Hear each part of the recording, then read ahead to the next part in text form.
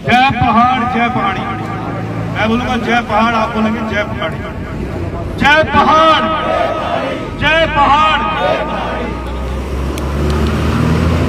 आज जो हम लोग यहाँ पे एकत्रित हैं और जिस भीष्म पिता वहां की वजह से ये मांग जिंदा है, पहले मैं उनको प्रणाम करता हूं, श्रद्धेय पांगते जी, जिन्होंने गढ़वाल कमिश्नर रहते हुए सपना देखा कि किस तरह से गढ़वाल क्षेत्र का विकास हो सकता है।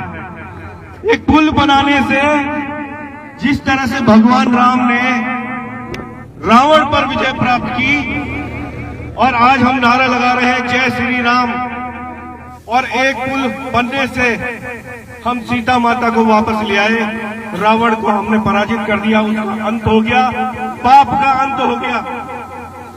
इसी तरीके से अगर हम लोग चाहते हैं कि गढ़वाल क्षेत्र का विकास हो, तो उसके लिए जिस तरह से राम सेतु बना था, मैं इस सेतु को भी राम सेतु का दर्जा देता हूं। ये वही राम सेतु है जो हमारे गढ़वाल क्षेत्र से बेरोजगारी का संकट दूर करेगा। ये वही पुल है जो हमारी ढांगूपट्टी के सैकड़ों गांवों को कनेक्ट करेगा। हमारी जो बहू बेटियां हैं जो स्वास्थ्य के संकट को झेल रही है, डंडियों में आती है, वो आसानी से इस मार्ग से ऋषिकेश के अस्पतालों तक पहुंच पाएंगी। जो रोजगार, जो पर्यटन का कारोबार जो ऋषिकेश से आगे इस ऑल वेदर रोड तक ही सीमित रह गया, ये तथाकथित ऑल वेदर रोड जिसे केंद्र सरकार ने कहा कि पहाड़ियों हम तुम्हारे लिए ऑल वेदर रोड दे रहे हैं। मोदी जी का ये बयान है, अगर आपको याद हो, देहरादून में उन्होंने कहा था पहाड़ियों तुम्हारे लिए मैं ऑल वेदर रोड बना रहा हूं, जाओ मजदूरी करो। और मजदूरी करने लायक भी नहीं छोड़ा। यहां पे सारे बड़े बड़े ठेकेदार आए, उन्होंने जम के पैसा लूटा, और आज इन पहाड़ों को नीचे धसकते हुए आप देख रहे हैं। हम पहाड़ियों को कुछ नहीं मिला। और जब 2020 में ये पुल बनने वाला था, तो हमारे बीच का अनर्थ अपने गृह क्षेत्र से किया, वो भी इसी पार्टी का था। और आप लोग लगातार यहां से इसी पार्टी के सांसदों को संसद भेजते रहे, जिन्होंने वहां पर साइलेंसर लगा के रखा मुंह पर। उन्होंने कभी भी सिंगटाली पुल की बात नहीं उठाई, कभी ये नहीं कहा कि सिंगटाली पुल बनाइए। लोकसभा चुनाव सर पर है, फिर से ये लोग गायब हैं, फिर ये कहेंगे जय श्री राम, और राम के नाम पर हमको वोट दीजिए। आप इनसे सवाल पूछिए, जरूर हम सनातनी हैं, हमसे बड़ा सनातनी कौन है? हम पहाड़ियों से बड़ा सनातनी कौन है? जिन्होंने मुगलों के जमाने में भी अपने बद्रीनाथ को सुरक्षित रखा, केदारनाथ को सुरक्षित रखा, गंगोत्री यमुनोत्री को सुरक्षित रखा। आप सिर्फ राम सेतु की तर्ज पर एक बहुत छोटा सा सेतु हमें दे दीजिए, हम आपके साथ हैं। ये पुल बनवा दीजिए, इस लोकसभा चुनाव से पहले पुल बनवा दीजिए, हम भाजपा को ही मतदान करेंगे। मैं भी आपके साथ खड़ा हो जाता हूं, मैं भी भाजपा को मतदान करूंगा। मैं भाजपा का दूर विरोधी हूं। अंकिता हत्याकांड को लेकर जिस तरह से भाजपा सरकार ने हमारी बेटी को न्याय नहीं देने दिया है, मैं भाजपा का दूर विरोधी हूं। लेकिन अगर ये पुल बन जाता है तो मैं भी भाजपा को मतदान करूंगा। मेरी चुनौती है भाजपा के मुख्यमंत्री धामी जी को, मेरी चुनौती है तमाम सांसदों को, गढ़वाल के सांसदों को और कुमाऊं से जो संसद में पहुंचे हैं, इस पुल के लिए अपनी पहाड़ की जनता के साथ खड़ा होइए। और अगर आप खड़े नहीं होते तो फिर आपको वोट मांगने का भी अधिकार नहीं है। मेरा आपका अनुरोध है, ये बहुत महत्वपूर्ण समय है, क्योंकि यहाँ अप्रैल मई में यहाँ लोकसभा चुनाव हो जाएंगे।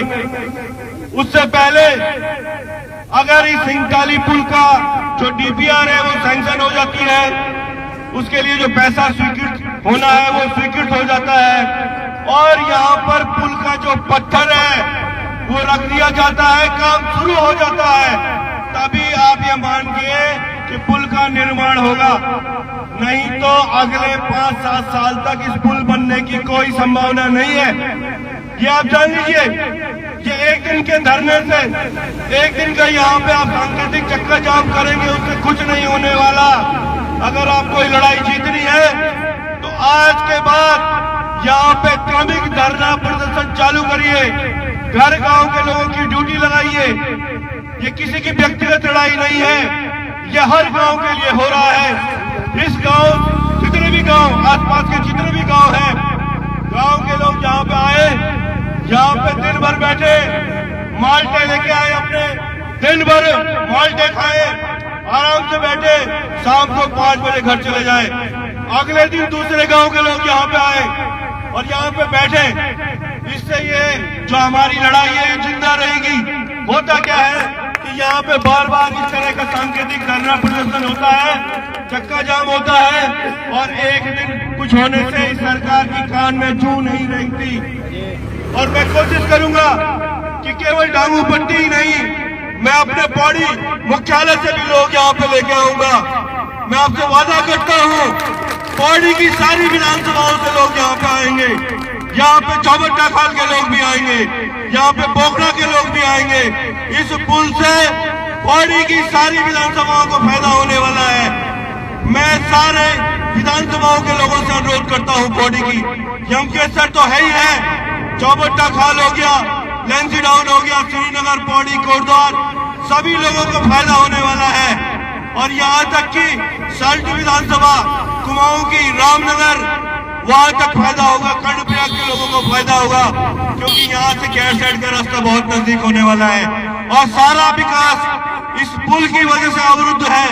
गढ़वाल के लोगों को समझ में आ जाना चाहिए कि उनके विकास की चाबी कहाँ पे अटकी हुई है। वो विकास की चाबी इसी पुल पे अटकी हुई है। भाइयों बहनों, ये निर्णायक लड़ाई है।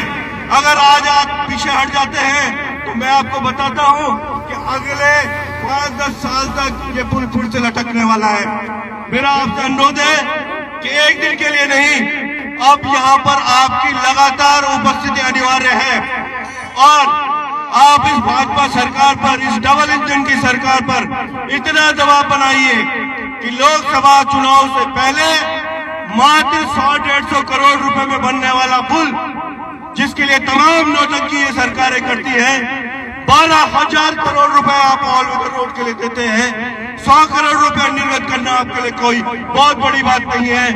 अगर आप देहरादून से आजकल दिल्ली जाएंगे, जो मोड वाला रास्ता है, हजारों करोड़ रुपए के फ्लाईओवर बना दिए, देहरादून में हजारों करोड़ के फ्लाईओवर बना दिए।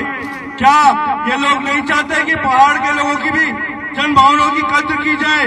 उनको भी सुविधाएं चाहिए, उनको भी सड़कें चाहिए, उनको भी पुल चाहिए। यहाँ बाघ भालुओं का आतंक फैला हुआ है।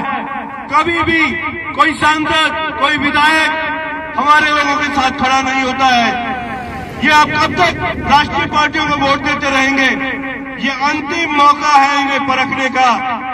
इनको कहिए, हम भी जय श्री राम बोलते हैं, इस पुल को बना दीजिए। जय श्री राम, जय पहाड़, जय पहाड़ी। धन्यवाद।